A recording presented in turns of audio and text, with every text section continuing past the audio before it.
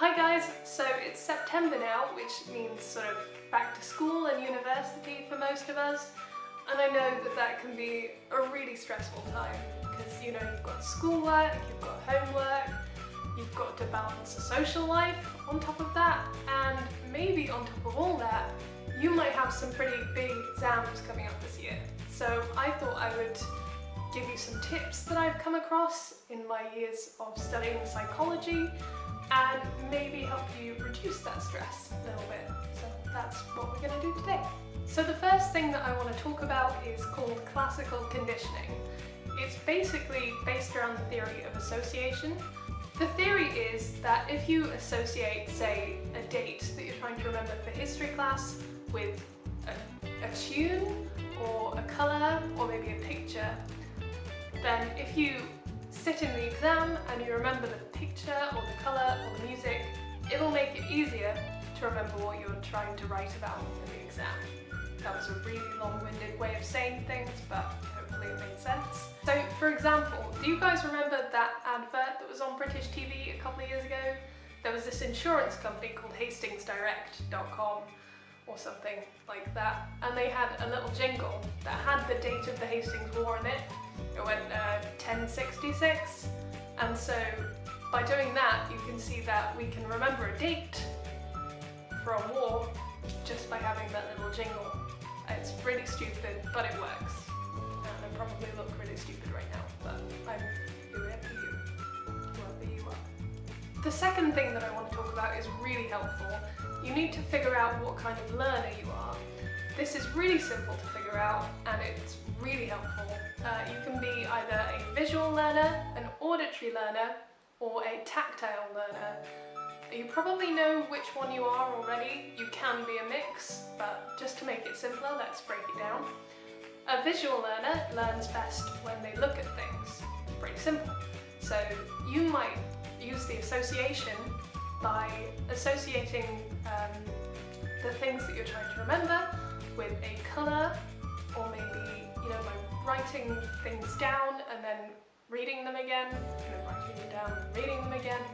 That's just a good way to remember that stuff. An auditory learner is someone who learns best when they have things told to them or they hear things. So you can use association by using that jingle that I just talked about to remember things. Or maybe another way of doing that is to record yourself talking about the thing that you're trying to remember and then listening to it again. It might feel really weird, but chances are if you're an auditory learner, that's what's best for you. Tactile learners are the people who, they need to fidget or have something to do with their hands while they're learning, which I clearly am. Might be criticised because in class you can't stop fidgeting, or you need to have something to do with your hands. But that's not necessarily a bad thing, and you can use it to your advantage. So something that helped my boyfriend out was, he plays the drums. He would associate rhythms with the thing that he was trying to remember, and then in the exam he would tap out or think of that specific rhythm, and it would help him remember what he was trying to think of. Another thing that you might find really helpful is knowing that memory is incredibly specific. Studies have shown that your memory is at its best when the environment that you learn the stuff in is very similar to the environment where you have to recall it. So let's take a look at the environment in which you're going to be recalling all of this information. It's very quiet, there's no background noise, hopefully. You're sat at a desk, bolt upright in one of those really uncomfortable chairs.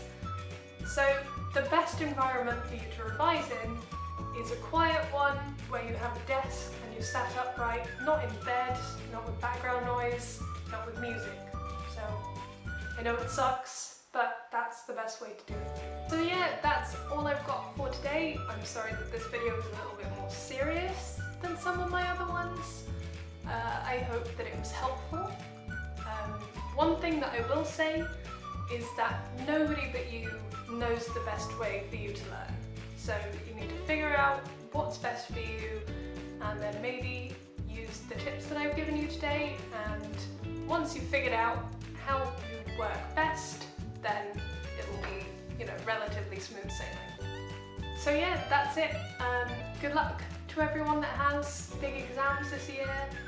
Good luck to everyone that doesn't, because you know school's pretty hard. But that's all I got for today. So thank you for listening and have fun at school. Bye!